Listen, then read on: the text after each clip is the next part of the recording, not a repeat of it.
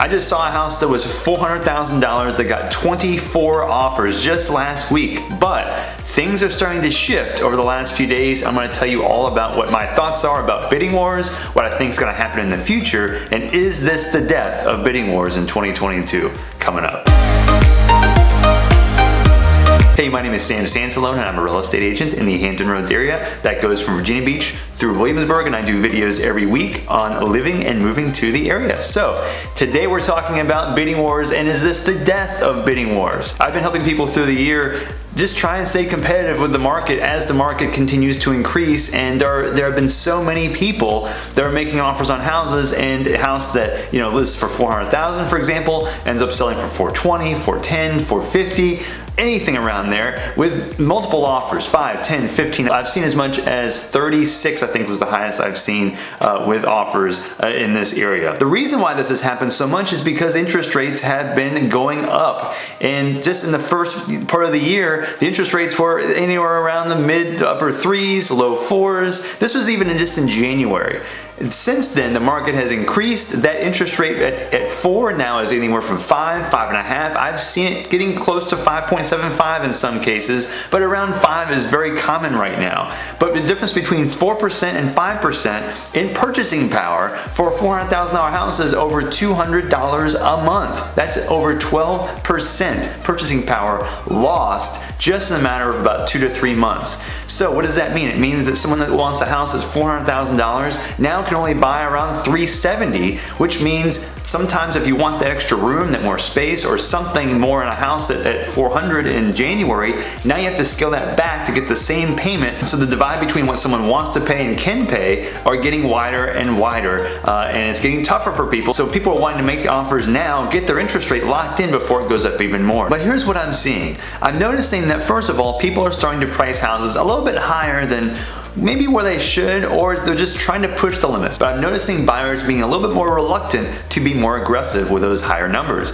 Partly because they think to themselves, if I happen to see a house at $700,000, I may have to offer $750,000 to get that house, and I don't want to do that. People are starting to be more resistant to that type of thinking, which I think makes sense because as interest rates have increased, as prices have increased, their payments are getting a lot higher for the exact same house. But if someone feels like they can afford $2,500, now $28,000 feels a little bit tough. Maybe $29,000, $3,000. It's getting to the point now to where that payment is getting closer to where the max budget is for somebody, and people are saying, no, I don't want to do this as much now. So what I'm noticing as far as offers go is a house that might have gotten 10 offers in February or March might get 5 or 6 or 4 now in some cases. That does not mean that multiple offers aren't happening. It just means that there are fewer usually for most houses, and I've seen some, and even some in the last 2 or 3 days, that I thought or should have gone under contract in that first weekend when a house gets listed, make it through the weekend, and then maybe sell it on Monday or Tuesday. But here's a concept that I think is very important that people forget. Let's just say there's a house that has 10 offers.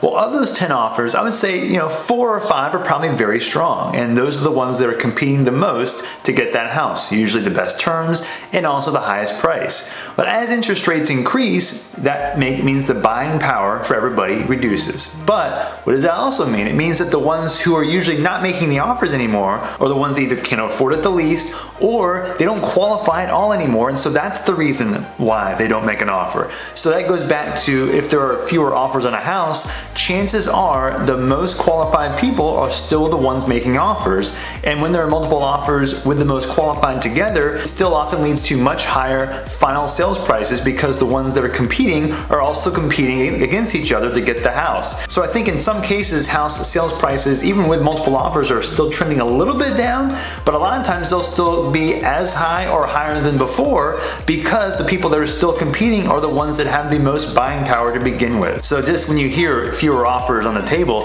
it doesn't mean that the net sales price necessarily is going to be less. It just means that there are fewer to compete with, and a lot of times the ones that aren't competing anymore are the ones that never really had as much of a chance in the first place for that house. And I think too, as we get into June and July and August, the market, as far as listings go, will start dropping. So because of that, there'll be fewer buyers that will want houses, cyclically speaking, based on what time of the year it is. Because the reality is, most years, the highest sales price for any month of any year usually is June or July. What does that mean? It means that houses that were bought in May or June, because they close usually a month later, those are the times when the highest sales prices usually happen for the entire year. So we've got two things happening together: the cyclical element of the busiest time of the year, the highest prices of the year, and also their interest rates, where people are motivated to get their interest rate locked in as early as possible, so to make sure that their interest rate doesn't go up anymore. So those two things factoring together equal a very competitive April going into a competitive May, but I'm starting to see a little bit that little bit of a shift. So we've heard that the Fed might up their interest rates up again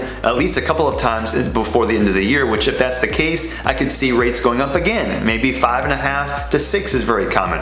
I've heard things even bumping up over that wouldn't be too surprising, but in general, I don't think it's going to go shoot straight up. But coupling the interest rates increase and then stabilizing, mixed with the change of the season into summertime, into August and September, I think we're going to see prices start dropping, which again, that happens every year. So the question then is, what does it mean for the market going on in the future? Does this mean there's a crash coming? And personally, I don't think that's happening. I think there will be a taper down. I think people that are interested in trying to get a house now, that hysteria that has been following the market, I think that is going to reduce. But I don't see there a crash happening. One is, loans that were issued before the crash were totally different than it is now. The criteria is different, and people that are buying are extremely qualified, as opposed to before when there weren't as many guardrails on mortgages. So the people are qualified, people are relocating from different places that might have had higher incomes, and because they can move anywhere, because they have that freedom with their job, they can buy a house in a cheaper area and leave the area that's more expensive, meaning they have more money to spend.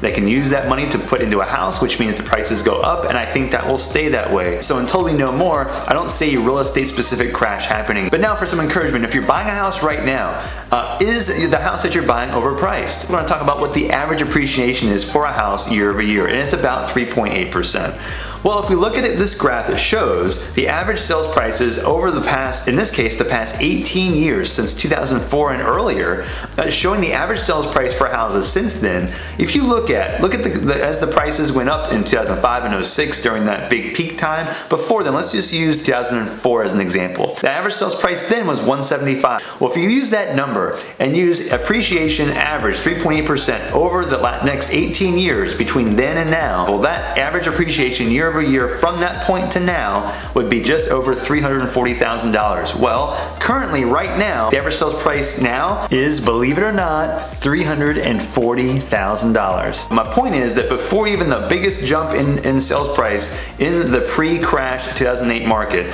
that number going over through the average appreciation since then, it will still be higher than what the average sales prices are right now. This market and the prices right now in the market are actually, to me, more consistent with what they should have been all along, and we just have been undervalued quite a bit for the last 10 or so years. Another question is, should you be aggressive on the house that you buy? Well, the answer is also loaded, because you should if it's the house that you want. If there are multiple offers, I think that there are going to be still times where there'll be multiple offers, but use your strategies well. Make sure you just watch the market for that specific neighborhood, because that makes a big difference too. And don't throw out the idea of not being aggressive, because people are still doing this. People are still being aggressive for their house. So if you don't come in with that approach, you're still destined to not do as well, because most houses still will have multiple offers. But just temper those offers. Make sure when you're making that aggressive offer, make it for the house that you really want, as opposed to just any house anywhere. Do I think the market will continue to increase the way it has been? I don't think so. The prices could still increase quite a bit, and I could be wrong here. But be careful with that idea. Don't buy the house with the idea of the prices shooting up quickly to make money and sell it right away. So if you have more questions about the market or relocating to this area, I've done more videos I can put right here. You can see all about the area and what it's like to live here, as well as real estate in Virginia Beach and through Williamsburg. If you want to learn more, you want to reach out to me and talk to me more about relocating to the area, you can do that too. I have my contact information in the description. You can reach out to me at any point, and I will do whatever I can to help you relocate to the area. And I will see you on the next video.